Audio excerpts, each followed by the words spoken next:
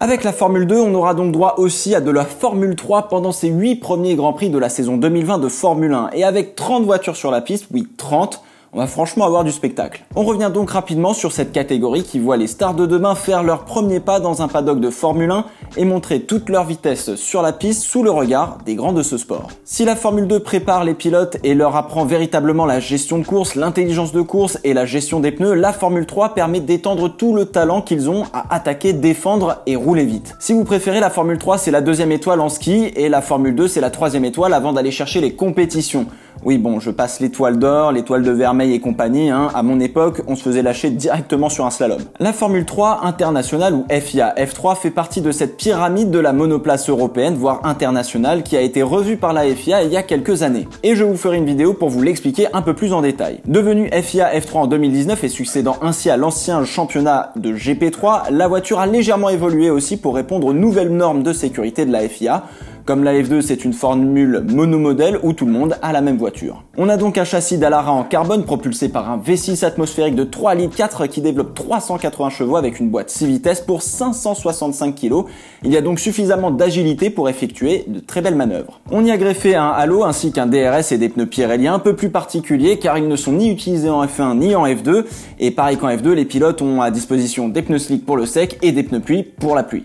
Mais pas de pneus intermédiaires. Parlons du championnat en lui-même. La plus grande différence avec tous les autres championnats auxquels nous sommes habitués en Europe, c'est que chaque écurie engage 3 voitures. Oui, 3 voitures. Il faut dire que cela coûte bien moins cher qu'en F2, mais quand même. Chaque pilote dispose de 4 trains de pneus secs pour tout le week-end et 2 trains de pneus pluie, un train par séance finalement puisque l'on fait 45 minutes d'essai, une qualif de 30 minutes et 2 courses. Comme en Formule 2 donc, 2 courses par week-end avec un certain nombre de tours d'une durée d'environ 40 minutes chacune. Pas d'arrêt au stand obligatoire, mode attaque du début à la fin, bref, on est dans la course la plus pure et la plus dure, sans grosse stratégie en général, et déjà l'année dernière, on a eu de très beaux combats en piste. Les points distribués au championnat sont exactement pareils qu'en Formule 2 ou en Formule 1, avec 2 points pour le meilleur tour en course, si vous êtes dans le top 10. D'ailleurs, en course 2, on inverse le top 10 de la course 1 pour faire la grille de départ, contrairement à la F2 où on prend les 8 premiers. Le calendrier est normalement plus court que celui de la Formule 2 en général, mais on pourrait avoir d'autres meetings en plus des 8 qui sont déjà au programme. Vous savez quasiment tout du championnat, mais maintenant, passons en revue quelques pilotes. Les redoublants, ou plus communément appelés, ou plus gentiment appelés, les expérimentés. Jack Hughes va entamer sa 4e saison de Formule 3 avec HWA,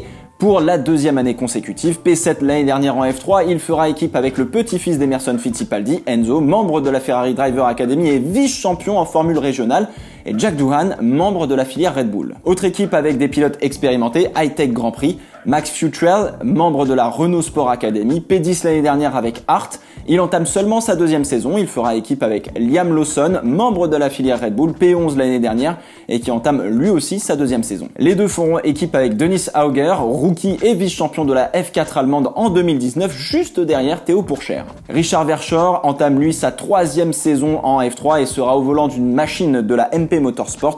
Il s'est fait lâcher par la filière Red Bull fin 2017, il va falloir donc rebondir cette saison où la suite de sa carrière risque d'être un petit peu plus complexe. Il fera équipe avec Ben Viscal, 15e l'année dernière, et le rookie Lucas Donner. David Beckman entamera sa 3e saison chez Trident aux côtés de Lirim Zendeli, qui lui entame sa 2e saison, plutôt un équipage expérimenté avec un rookie en la personne d'Oliver Cadwell. Sur les rookies, on a du beau monde aussi. Oscar Piastri, champion de Formule Renault et membre de l'Académie Renault, sera avec Frédéric Vesti, champion de la Formule régionale Le Touché Préma, équipe championne en titre. Avec eux, on pourra compter sur l'américain Logan Sargent, bref, ça va être difficile à battre. Et pour terminer, quelques pilotes que l'on voudra forcément suivre, à commencer par Théo Pourchaire, le pilote français, champion de la très relevée F4 allemande l'année dernière, aura fort à faire avec ses coéquipiers chez Hart Grand Prix. Alexander Smoliar et Sébastien Fernandez sont de véritables clients. Un nom très connu arrive lui aussi dans le paddock, puisque David Schumacher, fils de Ralph et cousin de Mick, fait ses débuts cette année en F3. Quelques-uns en ont dit le plus grand bien.